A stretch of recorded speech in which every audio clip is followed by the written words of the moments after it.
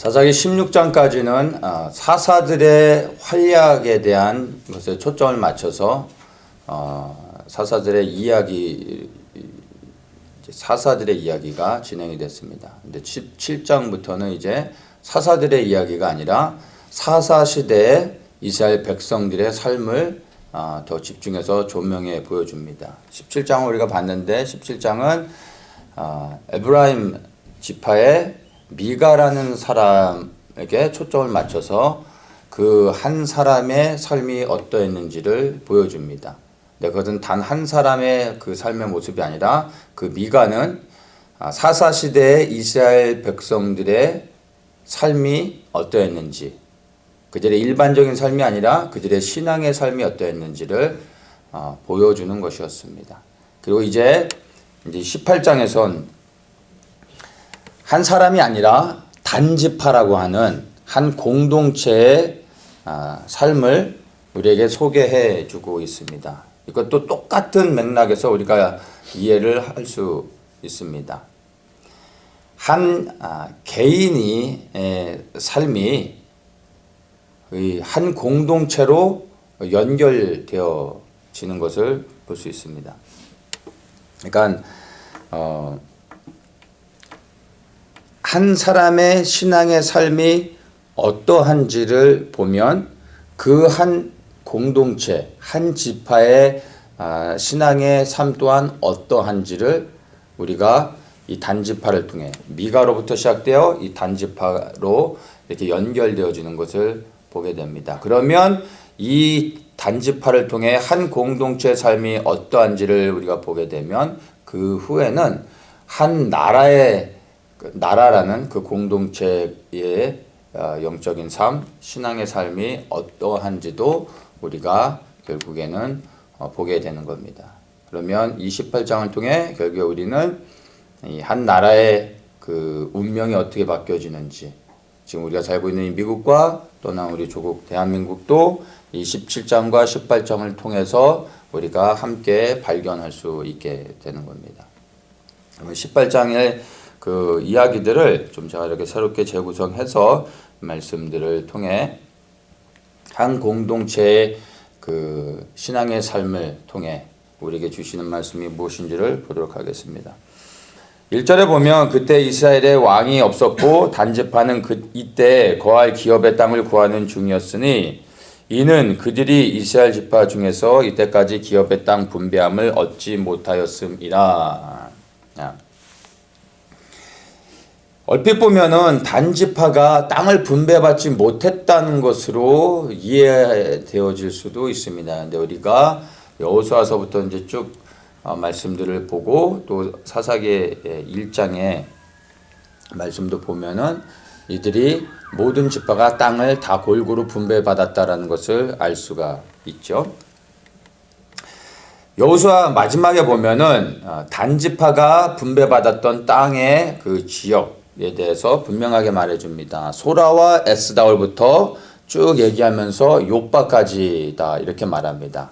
그래서 이 단지파가 거주하고 있었던 지역이 위로는 에브라임, 밑으로는 유다 지파가 있었고 또 동쪽으로는 베냐민 지파가 있었습니다. 그러니까 이 단지파가 얻은 땅은 이스라엘의 허리 부분 중앙에서부터 요르단강으로 해서 그 중앙까지는 베냐민 지파였고 그 베냐민 지파 땅 끝으로부터 해서 저 욥바라고 하면은 지중해 저 바닷가 쪽이죠. 그래서 이 서쪽으로 끝까지를 분배받은 게 이제 단지파가 받은 땅의 영역들인 것을 보게 됩니다. 자, 그런데 문제는 이 단지파가 분배받은 땅의 지역에 누가 살고 있었냐면은 이스라엘을 가장 괴롭혔었던 블레셋 지파, 또 아무리 족속, 이러한 가장 가나안 족속 중에서도 강한 그러한 이방 족속들이 살고 있었습니다. 사사기 1장 34절에 이렇게 말합니다. 아모리 사람이 단자손을 산지로 쫓아들이고 골짜기에 내려오기를 용납지 아니하고 결심하고 헤레스 산과 아얄론과 사알빔에 거하였더라. 이 말의 의미가 뭐냐면 단지파가 분배받은 땅에서 그들이 그 지역을 장악하고 있는 이방 족속들과 싸워 쫓아내고 그곳을 차지하고 그곳을 통치하고 살아가야 되는데 이들이 그 땅에 살고 있는 이방 민족으로부터 오히려 싸움에서 패하고 산지로 쫓겨나게 됩니다. 그런데 나중에는 그 지역에 거주하고 있었던 블레셋 족속으로 인하여 그들이 쫓겨난 지역에서 마저 떠날 수밖에 없는 상황이 되어지게 됩니다. 하나님이 그들에게 주신 지경에서 완전히 벗어나 그들이 새롭게 거주할 땅을 찾을 수밖에 없는 그러한 형편에 처하게 되는 것이 바로 단지파의 운명이었던 것입니다. 그래서 이들이 어쩔 수 없이 새로운 땅을 찾아 떠나게 되었고, 그래서 찾은 곳이 저 이스라엘의 최북단에 있었던 라이스라는 지역이었습니다. 이 라이스를 여기서 이제 비유하는 것을 보면은 이들이 이제 라이스라는 곳을 찾게 됩니다. 그리고 18장 이제 보면은 7절에 보면은 이 정탐꾼 5명이 새로운 땅을 찾아가서 라이스라는 곳에 이르죠. 근데 거기를 어떻게 표현하냐면은 그 지역을 시돈 사람같이 한가하고 평안하니 그 땅에는 권세 잡은 자가 없었다. 자, 이렇게 말합니다. 시돈과 같이 그런 지역이었다. 한가하고 평안하였다라고 말합니다. 그러니까 시돈으로 비유했다라는 것은 그 지역이 풍요롭고 번영하는 그러한 도시였다라는 것을 말해줍니다. 그리고 한가하고 평안했다라는 것은 그곳에 사람들이 평화롭게 살고 있었다라는 것을 우리에게 말해주고 있는 겁니다. 그래서 정탐꾼들이 그 라이스 땅을 보고 돌아와서 이제 단지파 사람들에게 보고를 하게 됩니다. 9절에 보면은 이제 너희가 보고 온 땅이 어떠냐라고 했더니 그들이 이제 이렇게 보고합니다. 자, 일어나서 그들을 치러 올라가자. 우리가 그 땅을 본 적 매우 좋더라. 이렇게 말합니다.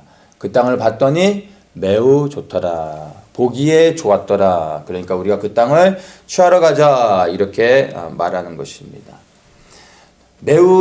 보기에 매우 좋았다. 즉 무엇을 말합니까? 눈에 보기에 좋았다. 모든 죄의 시작이 무엇으로 시작됐죠? 창세기에 보면 보기에 좋았다. 근데 이게 죄의 시작이었던 겁니다. 이들은 눈에 보기 좋은 것을 취하기로 선택한 것입니다. 사사시대 전형적인 죄의 모습을 보여주고 있는 것입니다. 이스라엘의 왕이 없어 각각 자기의 소견에 옳은 대로 행하였더라. 눈에 보기에 좋은 대로 행하였더라. 이렇게 되는 거죠. 그것이 단지파가 지은 죄인 것을 알 수가 있습니다.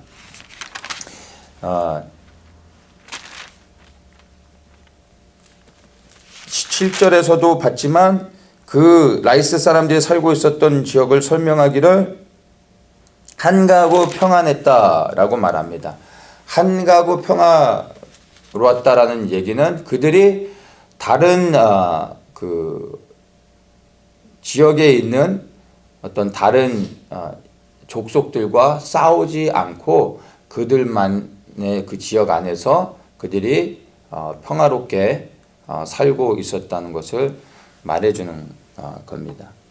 근데 바로 이러한 지역을 자기들끼리 모여서 평화롭게 살고 있었던 이 라이스 지역을 쳐들어가서 거기에 있는 모든 라이스 사람들을 진멸시키고 난 후에 그곳을 차지하고 이제 그 이름을 단으로 바꿔서 단지파가 거하게 됩니다. 그리고 그 이후로부터는 그 지역을 단이라 부르게 돼서 그래서 이스라엘의 단 하면은 이스라엘의 최북단의 지역으로 사람들이 말하게 되어졌고 오늘날까지도 그 지역을 단이라고 부르게 되어졌습니다.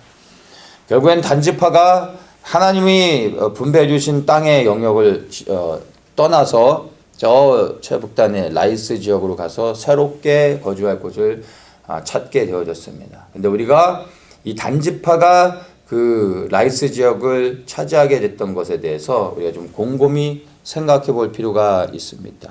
과연 라이스를 멸망시키고 그들이 그 지역에 들어간 것이 하나님이 기뻐하시는 것이었는지 하나님이 허락하신 것이었는지 생각해 봐야 되는 겁니다. 라이스는 이방 족속입니다. 본질적으로 가나안에 거하고 있는 이방 족속은 하나님께서 그 가나안에 들어가 모든 족속들을 다 진멸하고 쫓아내고 그 땅을 차지하라고 말씀하셨습니다.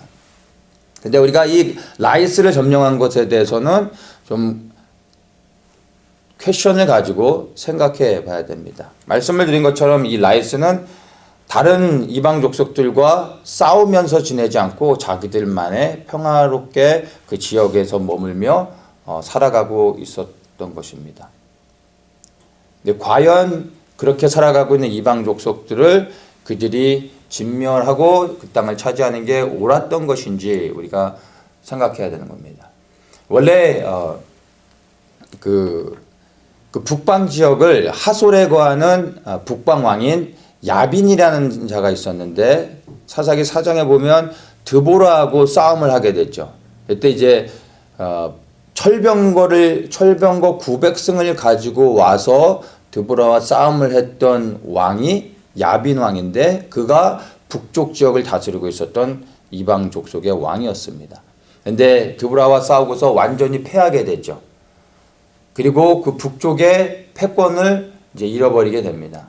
근데 이스라엘 백성이 그 이후로 그 라이스 땅을 점령하지도 않았고 그렇다고 또 다른 이방 족속이 그 지역을 점령하지도 않았습니다. 그러니까 그 라이스라는 곳은 어떤 통치 공백 지역이 되어버린 겁니다. 그래서 라이스 사람들이 어느 누구의 통치도 받지 않고 어느 누구의 억압도 받지 않고 그렇다고 해서 이들이 다른 이방 족속들을 괴롭히지도 않고 자기들끼리 평화롭게 살고 있었던 겁니다. 그러니까 가만히 보면 그 라이스 지역에 살고 있었던 이방 족속들은 가나안에 거하고 있었던 블레셋이나 아모리 족속 같은 이러한 악한 이방 족속들과 다른 이방 족속이었다는 것을 알 수 있습니다. 이들도 이러한 가나안에 거주하고 있었던 이 악한 이방 족속들로부터 괴롭힘을 당한 이스라엘 백성들처럼 억압을 당하고 살고 있었던 피해자들이었던 겁니다. 그런데 이제 그러한 악한 자들이 없어지니까 자기들끼리 평화롭게 살고 있었던 거죠. 그런데 이제 이 단지파가 그곳에 가서 그들을 다 진멸시켰던 것입니다. 과연 이들이 이렇게 한 것이 하나님 보시기에 합당한 것인지 하나님이 허락하신 것인지 우리가 곰곰이 생각해 봐야 된다는 것입니다. 최소한 이들이 이 땅을 점령하기 전에 하나님께 여쭤봤어야 되는 거죠. 하나님, 우리가 이 땅을 치려고 하는데 우리가 이 땅의 백성들을 진멸하는 것이 가하겠습니까? 라고 하나님께 여쭤보고 허락을 받고 들어갔어야 되는 겁니다. 근데 그들은 그렇게 하지 않았습니다. 어떻게 선택합니까? 눈에 보기에 좋은 것을 취하고 그냥 자기들이 원하는 대로 그 땅을 취했던 것입니다. 왜 그들이 그렇게 했을까요? 이유는 너무나 간단합니다. 하나님이 분배해 주신 땅에 살고 있는 블레셋 족속과 싸우는 것보다 저 라이스에 살고 있는 이방 족속과 싸워서 그 땅을 차지하는 게 더 쉬웠던 것입니다. 쉬운 길을 선택한 것입니다. 단지파가 싸워서 쫓아내야 될 족속은 라이스 족속이 아니라 블레셋 족속이었습니다. 그들에게 주신 땅은 저 북쪽의 라이스가 아니라 저 중부의 단지파에게 허락해준 에스라오부터 저 요바까지의 지역이었습니다. 그런데 하나님이 주신 지역을 벗어나 자기들이 원하는 땅을 취하여 떠났던 것이 단지파였고 그것이 단지파가 지은 죄였던 것입니다. 그래서 그들이 그렇게 했던 행위는 사실은 하나님이 기뻐하시는 것이 아니오 하나님이 허락하신 것도 아니라는 것을 우리가 분명히 알 수 있습니다. 우리는 어떤 일을 행할 때 하나님의 뜻을 구하기보다는 그저 눈에 보기 좋은 것, 즉 형통한 것을 찾아 그냥 취하는 경우들이 많습니다. 그리고 우리 눈앞에 형통한 길이 열리면 이것은 하나님의 뜻이라고, 하나님이 주신 축복이라고 생각하며 기도하지 않고 그저 보여지는 것을 취하는 경우들이 많습니다. 왜냐하면 형통은 곧 하나님의 축복이라고 믿기 때문입니다. 근데 그렇지 않습니다. 형통한 길이 보인다 할지라도 때로는 우리는 여쭤봐야 됩니다. 하나님, 이것이 하나님이 나에게 허락하신 것입니까? 라고 여쭤봐야 됩니다. 모든 형통이 하나님이 주시는 게 아닙니다. 형통한 길이 복이 되지 않을 수도 있는 겁니다. 하나님으로부터 오지 않은 형통을 취하는 것은 복이 아니라 저주가 되어질 수도 있는 겁니다. 그 형통한 길이 내게 열렸다 할지라도 우리는 하나님께 여쭤봐야 됩니다. 이것이 나의 것입니까? 내가 이 길을 가는 것이 맞는 것입니까? 하나님이 허락지 않으시면 형통한 길이라 할지라도 가지 말아야 되는 겁니다. 그 길이 형통이 아니라 고난의 길이라 할지라도 하나님이 내게 허락하신 길이라면 우리는 그 길을 가야 되는 것입니다. 고난이 길이기 때문이 아니라 하나님이 허락하신 길이기 때문에, 하나님이 명하신 길이기 때문에 가야 되는 겁니다. 중요한 것은 형통한 길이냐 아니면 고난의 길이냐 이런 것이 아니라 하나님이 내게 허락하신 것이냐, 내게 명하고 계신 것이냐, 이것이 우리가 질문해야 될 것입니다. 그리고 이것이 그리스도인들의 삶이 되어져야 합니다. 근데 단지파는 그렇게 하지 않았습니다. 눈에 보기 좋은 형통한 길을 취하고 그냥 그것들을 따라갔던 것입니다. 단지파는 자기가 부르신 하나님의 그 자리에서 벗어나게 되었습니다. 그리고 결국에는 죄를 짓게 되는 것을 봅니다. 우리는 하나님이 부르신 자리가 어디인지를 분명히 알아야 됩니다. 모든 그리스도인에게는 하나님이 불러주신 자리가 있습니다. 지켜야 될 자리가 있는 겁니다. 그 자리를 떠나는 것이 곧 죄의 시작이 되는 겁니다. 하나님이 불러주신 그 자리를 지키지 못하고 떠나게 되면은 어디를 가든지 결국 선택하는 모든 것이 죄가 되는 겁니다. 처음부터 떠나왔기 때문에 그 떠난 자리에서 선택하는 모든 것이 죄가 되어질 수밖에 없게 됩니다. 목숨을 걸고 부르신 자리를 지키다가 죽는 것이 차라리 눈에 보기 좋은 것을 쫓아 형통한 길을 따라가다가 잠시 잠깐 편안함을 즐기며 사는 것보다 차라리 나은 것입니다. 왜냐하면 그 끝은 너무나 분명하기 때문입니다. 창세기 12장에서 12지파를 세워주는 이제 일이 있습니다. 근데 그때 단지파도 12지파의 한 지파로서의 역할을 감당하게 됩니다. 그런데 성경이 맞춰주는 계시록에 보면 12지파를 세우고 그 지파들에게 인을 쳐주는 장면이 있는데 안타깝게 그 계시록에서 12지파에게 인을 쳐줄 때 단지파는 제외되게 됩니다. 하나님의 축복에서 빠져버리게 됩니다. 왜일까요? 자기의 소견에 옳은 대로 행하였던 단지파의 죄의 열매가 바로 하나님의 인치는 지파의 축복에서 빠져버리게 되는 겁니다. 잠시 잠깐 형통한 길을 찾아 그곳에서 살아가는 것이 복이인 것처럼 생각했지만 결국에 그것은 사망의 길이 되는 것입니다. 부르신 자리를 지키는 것이 사실은 생명 얻는 길인 것을 우리가 분명히 기억해야 됩니다. 눈에 보기 좋은 것을 취하기보다는 하나님께 여쭤보며 하나님이 말씀하시고 인도하시고 불러주신 그 자리를 지키는 것이 우리에게 복이요 또한 그것이 우리 하나님을 믿는 그리스도인들의 삶이 되어야 하는 것입니다. 단지파가 이제 라이스로 이주하면서 미가 집안의 제사장인 레위인을 데리고 가는 것을 말씀을 통해서 우리가 보게 됩니다. 단지파가 라이스로 이동을 하면서 이 미가의 제사장에게 제안을 합니다. 좋은 딜을 합니다. 너가 한 집안의 제사장이 되는 게 좋겠냐? 아니면 한 지파의 제사장이 되는 게 좋겠냐? 네가 생각해봐라 라고 했을 때 이 미가의 제사장이 가만히 생각해 보니까 이거는 자기에게 엄청난 승진이며 인생에 다시 올 수 없는 기회였던 것입니다. 미가의 제사장이 됐을 때는 은 10개와 옷 한 벌이었는데 단지파의 제사장이 되어지면 한 지파의 제사장이 되어진다고 생각했을 때 그 이상의 얼마나 많은 것들을 받고 더 큰 축복들을 누릴까 생각할 때 당연히 이 레위인은 단지파의 제사장이 되는 것을 선택합니다. 그리고 즐거워하며 그들과 함께 떠나는 것을 우리가 말씀을 통해서 보게 됩니다. 이 미가의 제사장 또한 자기 눈에 보기 좋은 것, 그것을 형통한 길을 선택한 것을 우리가 알 수가 있습니다. 왜 미가 제사장이 이러한 결정을 했을까요? 그리고 이러한 결정을 하는 것이 과연 바른 결정이었는가? 우리가 생각해 봐야 됩니다. 그 단지파와 떠나지 않고 남아있는 것이 바른 결정이었습니까? 사실 그것도 아닙니다.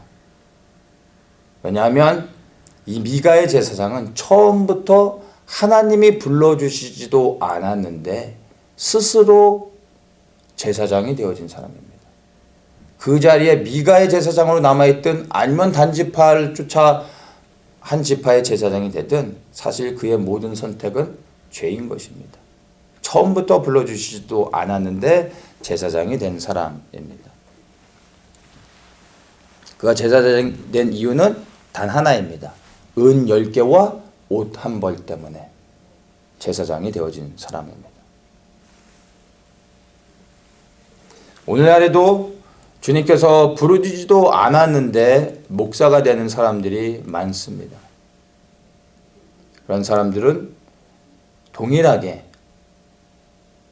은 10개와 옷 한 벌 때문에 스스로 목사가 되는 사람들이 많이 있습니다. 수많은 직업들 가운데 목사라는 직업이 더 좋아 보이기 때문에 되는 사람들. 은 10개와 옷 한 벌이 자기에게 만족을 줄 수 있다 생각하기에 직업으로서 선택하는 많은 사람들.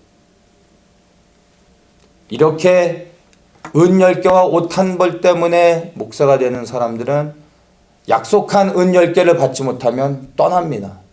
왜냐하면 은 10개 때문에 목사가 되었기 때문에. 그리고 은 10개보다 더 많은 것을 준다고 하면 또 떠날 수 있습니다. 왜냐하면 그들이 원하는 것들이 형통이었기 때문에. 여러분의 목사가 은 10개와 옷 한 벌을 원하는 목사라면 여러분들은 그 자리에 있으면 안 되고 떠나셔야 됩니다. 여러분들 스스로가 그것들을 분별해야 됩니다. 왜냐하면 은 10개와 옷 한 벌을 따라가는 이 레위 사람과 같은 미가의 제사장은 결국에 모든 사람을 사망의 길로 인도하는 자입니다. 모든 성도 한 사람이 자기의 목자가 은 10개와 옷 한 벌을 따라가는 사람인지 아니면 하나님의 말씀에 순종하며 세워진 사람이고 하나님의 말씀을 따라가는 사람인지 분별하셔야 됩니다. 그것은 전적인 여러분의 몫입니다. 정말로 여러분의 목사가 은 10개와 옷 한 벌 때문에 자리를 지키고 있는 사람이라면 여러분은 그것을 분별하는 즉시 여러분의 영혼을 위해 여러분의 생명을 위해 여러분은 떠나셔야 됩니다. 하나님이 불러주시고 세워주신 곳으로 인도함을 받아야 되는 겁니다. 단지파가 왜 미가의 제사장을 굳이 데리고 갔을까요? 그곳에 가서 자기들 안에서도 레위인이 있고 제사장을 충분히 세울 수 있었을 텐데 왜 굳이 미가의 제사장을 데리고 갔을까요? 거기에는 이유가 있습니다. 이 5명의 정탐꾼이 이제 새롭게 거할 땅을 찾으러 가다가 미가의 집에 들려 그 제사장을 만나지요. 그리고 그 미가의 제사장에게 묻습니다. 우리가 이러해서 지금 땅을 찾으러 가는데 과연 형통하겠느냐? 과연 우리가 좋은 땅을 찾겠느냐? 그 제사장에게 물어봤습니다. 근데 이것은 점을 치는 행위였습니다. 복을 빌었던 것이죠. 그때 이 미가 제사장이 그들에게 이렇게 대답합니다.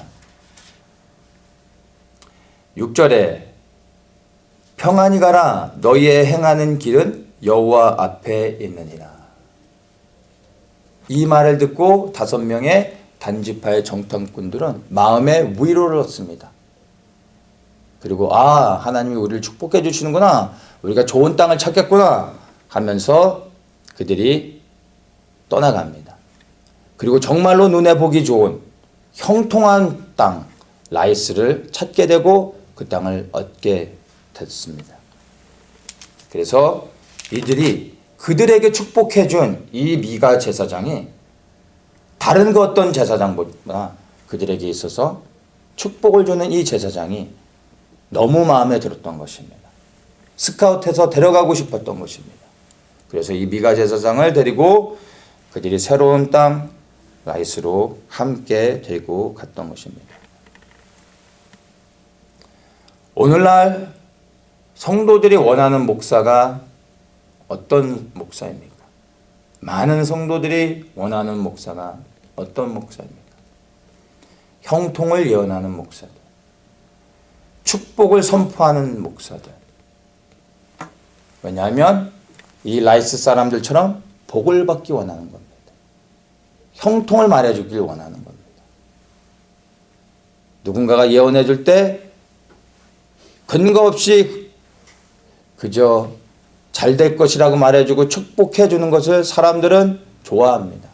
그것이 하나님으로부터 온 것인지 아닌지 분별하라고 하지 않습니다. 자기에게 복을 주면, 축복해 주면 다 좋아합니다. 그리고 그것을 붙잡습니다. 오늘날 교회에서 많은 부흥회들이 열리고 있는데 그 부흥회의 타이틀이 무엇입니까? 대부분의 교회에서 행해지는 부흥회의 타이틀이 축복 대성회입니다. 복을 원하는 성도들에게 복을 주기 원하는 교회들. 오늘날 교회가 하나님으로부터 오지 않은 축복을 남발하고 있습니다. 왜냐하면 성도들이 원하고 있기 때문에. 축복을 하는 목사와 축복을 받기 원하는 사람들이 함께 가는 겁니다. 하나님으로부터 오지 않은 축복을 말하는 사람과 그 거짓 축복을 붙잡고 가는 사람들은 끝내 그 마지막 길은 생명이 아닌, 축복이 아닌 사망이 되어줄 수 있습니다. 복을 구하는 것은, 형통한 길을 구하는 것은 참된 그리스도인의 모습이 아닙니다. 구원받은 하나님의 백성들은, 참된 그리스도인들은 형통을 구하지 않습니다. 고난을 당하고 어렵게 살아야 된다는 얘기가 아닙니다. 우리는 이미 이 땅에서 받을 수 있는 최고의 축복을 받은 자들입니다. 최고의 형통을 누리는 자들입니다. 세상에서 줄 수 없는 영원한 생명을 우리는 그리스도를 통하여 얻었습니다. 그리스도께서 우리와 함께 하십니다. 가장 큰 축복을 받았고 가장 큰 형통을 누리며 살아가고 있습니다. 그런데 무슨 또 다른 축복과 형통이 필요합니까? 이제 우리가 받은 하나님의 그 크신 은혜와 축복을 통해서 이제 우리는 남은 삶들이 예수 그리스도를 위하여 하나님의 영광을 위하여 드려져야 되는 것입니다. 형통을 구하는 자들이 아니라 바로 하나님의 나라를 구하며 그분의 뜻을 구하는 것이 참된 그리스도인의 삶입니다. 그리고 이것에 대해서 예수님이 너무나 분명하게 말씀해 주셨습니다. 형통을 구하는 것은 이방인들이 구하는 것입니다. 생명을 얻은 그리스도인들은 이제 이런 것을 보지 않습니다.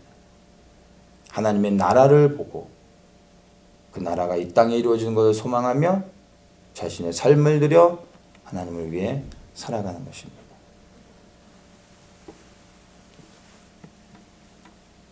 여러분은 무엇을 구하며 살아가고 있습니까? 여전히 이방인들이 구하는 형통과 축복을 구하며 살아가고 있습니다. 누군가를 붙잡고 그렇게 나를 축복해 주는 사람들을 찾고 있습니까? 여러분은 만약 그렇다면 예수 그리스도를 알지 못하는 사람입니다. 아직 하나님의 그 구원의 자리에 들어가지 못한 자인 것입니다. 여러분이 정말 그리스도를 통하여 생명을 얻었다면 구하는 것이 달라질 수밖에 없습니다. 눈에 보여지는 것이 이 세상의 것들이 아닙니다.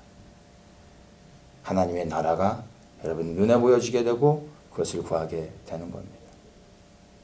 나는 정말 그리스도의 생명을 가지고 있는 자인가? 여러분 돌아보십시오. 내가 구하는 것을 보면 내가 누구에게 속했는지, 내가 무엇을 쫓아가고 있는지를 알게 되는 겁니다. 형통을 구하는 자가 아니라 이 땅에 이루어질 하나님의 나라를 구하며 살아가시는 모든 성도님들 되시게 축복합니다. 단지파가 떠나가면서 이제 미가의 신상을 가지고 갑니다. 이것은 우상숭배이며 또 다른 문제를 발생하게 됩니다. 개인의 우상숭배가 공동체의 우상숭배로 넘어가게 되면 이때는 새로운 종교가 되어버립니다.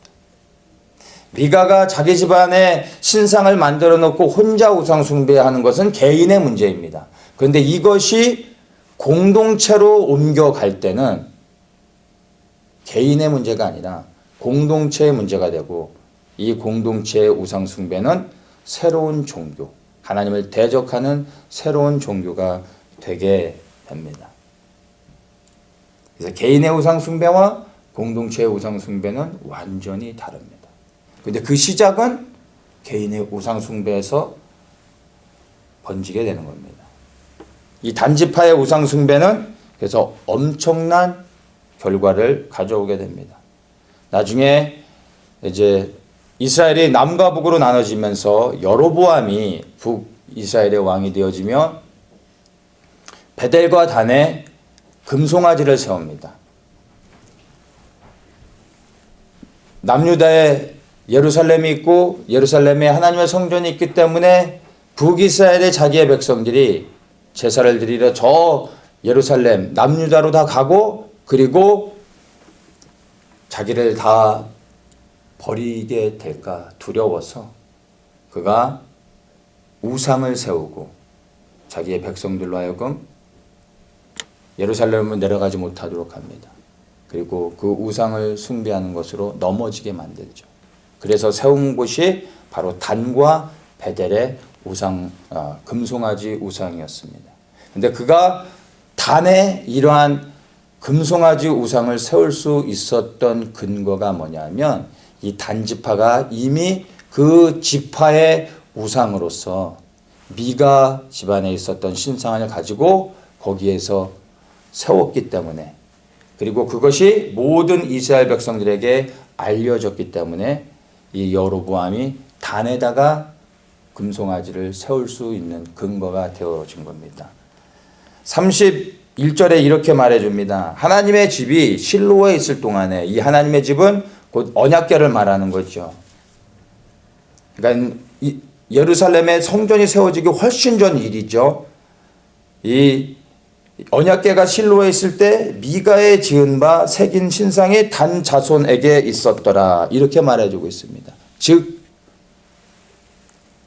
단 자손이 라이스에 들어가서 거주하면서 여기에 단 지파에 새로운 우상을 세우게 된 것이 온 이스라엘의 사람들에게 알려지게 됐고, 훗날에 북이스라엘이 세워지고 그곳에 신상을 세우는 게 가능해졌던 것입니다.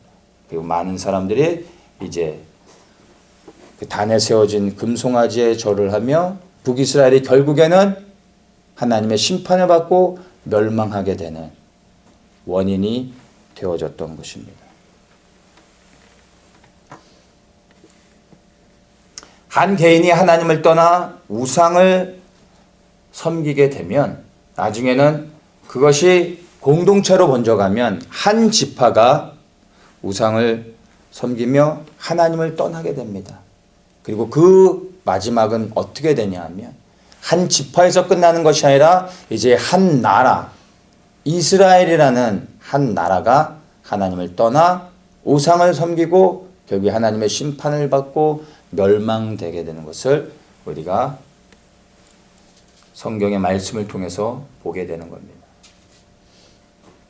한 나라의 멸망의 원인의 시작이 한 개인의 우상 숭배, 한 개인의 죄로부터 비롯되는 것을 이 말씀을 통해서 우리가 발견하게 됩니다. 지금의 한국을 보십시오. 하루가 다르게 이 우한 폐렴 때문에 많은 뉴스가 올라오고 많은 사람들이 힘들어하고 볼 때마다 막 화도 나기도 하고 슬프기도 하고, 문재인을 생각하면 여러 가지 많은 생각들이 일어납니다. 많은 사람들이 이제 문재인을 욕하고 비난하고 그를 이제 탄핵시키려고도 합니다. 그렇게 할 수 있다면 당연히 그렇게 해야 되죠. 그러나 여러분, 지금의 이 한국의 상황을 우리는 본질적으로 볼 수 있어야 됩니다. 많은 사람들은 그 문제의 원인을 문재인에게 돌리고 있지만 사실 그렇지 않습니다. 오늘 우리의 이 18장의 말씀을 통해 이 단지파의 모습을 통해서 우리가 분명히 발견하게 되는 게 있습니다.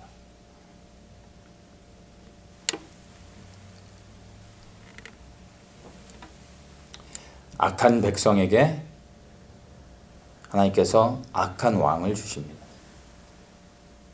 그리고 그 악한 왕을 통해서 하나님께서 악한 백성을 심판하시게 됩니다.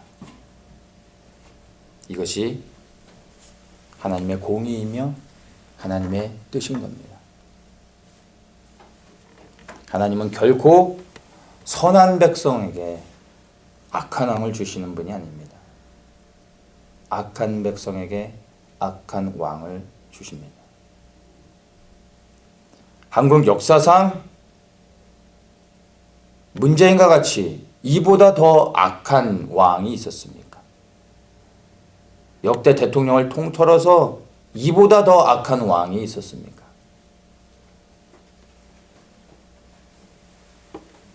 다시 나올 수 없는 최악의 대통령인 것이죠. 어떻게 문재인이 대한민국의 대통령이 될 수 있었겠습니까? 그것은 한국 그리스도인들이 하나님을 떠나 죄를 행하고 우상 숭배를 행하며 하나님 앞에 악을 저질렀기 때문에 문재인이라는 악한 왕을 하나님이 허락하신 겁니다.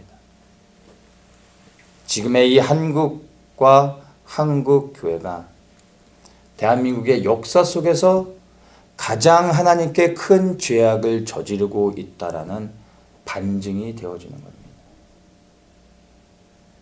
그래서 지금의 이 대한민국의 상황을 보며 분통하고 원망하고 그리고 화를 낼 것만이 아니라 사실 본질적으로 보면 그 모든 원인의 시작은 우리 그리스도인들 한 사람 한 사람의 죄로 인하여 비롯된 것입니다.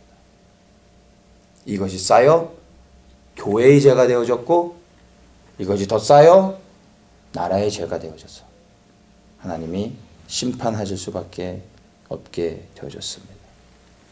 문재인의 탄핵을 외치기 전에 우리는 우리 개개인의 죄를 먼저 하나님 앞에 회개하며 나아가야 됩니다. 나 자신을 먼저 볼 수 있어야 됩니다. 나 개인의 죄가 해결되지 않으면 공동체와 교회의 죄가 해결되지 않습니다. 이 교회의 죄와 공동체의 죄가 해결되지 않으면 나라와 민족의 죄가 해결되지 않습니다. 이 한국의 위기는 대통령을 잘못 세웠기 때문이 아니라 바로 나 한 사람의 죄로 인하여 시작되어졌다는 것을 영적으로 보아야 합니다. 지금의 이 한국이 당하고 있는 위기를 극복할 수 있는 길은 국민 운동으로 되어지는 게 아닙니다. 사회로 선거에서 이겨서 될 수 있는 게 아닙니다. 문재인을 퇴진시킨다고 탄핵시킨다고 해서 해결될 수 있는 문제가 아닙니다. 하나님 앞에 나의 죄를, 교회의 죄를, 나라와 민족의 죄를 회개하면서 하나님 앞에 나아가야 됩니다. 이것이 되지 않으면 우리 눈에 보여지는 것으로 우리가 무엇을 해내면 이 문제를 극복할 수 있을 것처럼 보여지지만 여러분 그렇지 않습니다.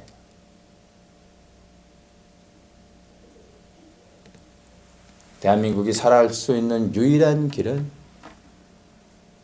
우리 한 사람 한 사람의 죄를 먼저 하나님 앞에 회개하며 교회의 죄를 회개하며 하나님 앞에 무릎 꿇고 기도하며 나아가는 것입니다.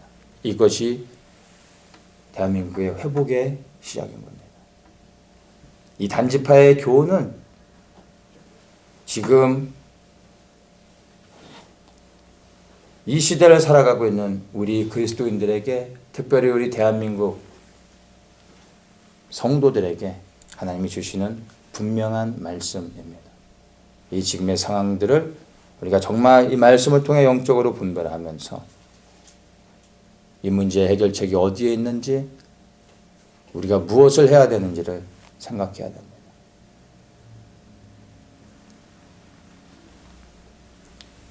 한 사람 한 사람이 우리의 죄의 문제를 하나님 앞에 회개하며 하나님의 긍휼의 은혜를 구하며 그렇게 나아갈 때 하나님께서 우리의 기도를 들으시고 우리를 고치시고 우리를 회복하셔서 이 위기를 넘어 하나님의 부르심의 사명을 감당할 수 있는 기회를 우리에게 주실 줄로 믿습니다.